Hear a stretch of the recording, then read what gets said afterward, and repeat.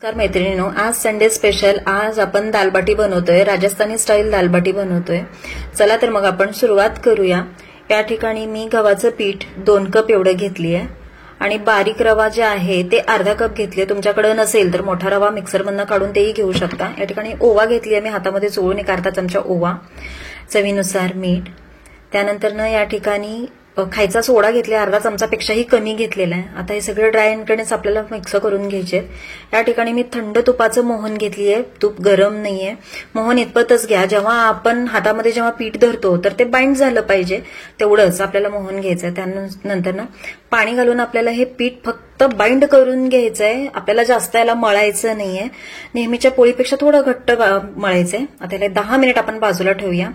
या ठिकाणी मी डाळीची तयारी करते. अर्धा कप एवढं मूग डाळ घेतली आहे, अर्धा कप तूर डाळ, टोमॅटो, लसूण, त्यानंतर अद्रक आणि कांदा घेतली आहे. तर आपल्याला कुकरला सर्वात आधी हे आपण डाळ लावून घेऊया दोन्ही. या ठिकाणी मी सालीची मूग डाळ घेतली आहे, त्याचं टेस्ट अतिशय सुंदर येतं. त्या ठिकाणी थोडंसं हळद टाकून याला मी मध्यम फ्लेमवरती 3 शिट्ट्या होऊ देणार आहे. तोपर्यंत इथं मी कांदा, टोमॅटो अगदी बारीक कट करून घेतेय. तुम्हाला हवं असेल. त्यानंतर मी मिरची घेतलीये स्लिट करून, त्यानंतर कढीपाला घेतलीये, कोथिंबीर सुद्धा बारीक कट करून घेतली. आता आपण आपलं पीठ 10 मिनिट झालेलं आहे, तर आपण बाटी बेक करण्यासाठी ठेवूया. त्यांना नुसताच आपल्याला गोळा करून घ्यायचं नाहीये, तर ते आतून फोल्ड करून असं प्लस वगैरे करून त्याला आपल्याला असं व्यवस्थित गोळा बनवून आपले सगळे बाटी अशा प्रकारे तयार करून घ्यायचे. नुसताच गोल गोळा तयार करायचा नाहीये, नाहीतर तुमची बाटी आतून कच्ची राहील.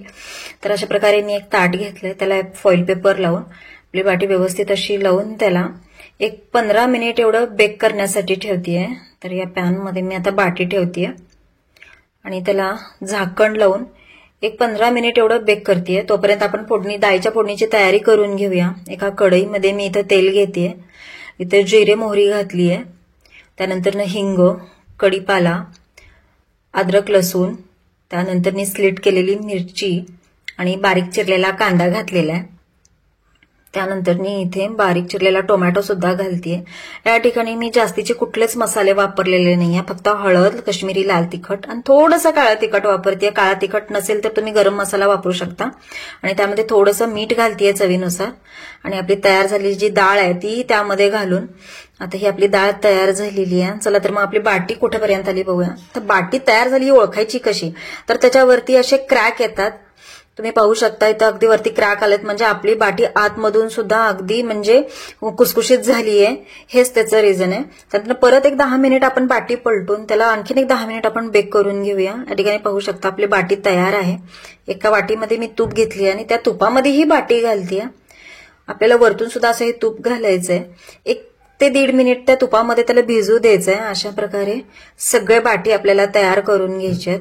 तर पाहू शकता मी ते तोडून दाखवते. अगदी कुसकुशीत अशी आपली बाटी तयार झालेली आहे. तर नक्की ट्राय रेसिपी कशी वाटली मला कमेंटमध्ये नक्की कळवा. आणि यानंतर कुठली रेसिपी बघायला आवडेल हेही सांगायला विसरू नका.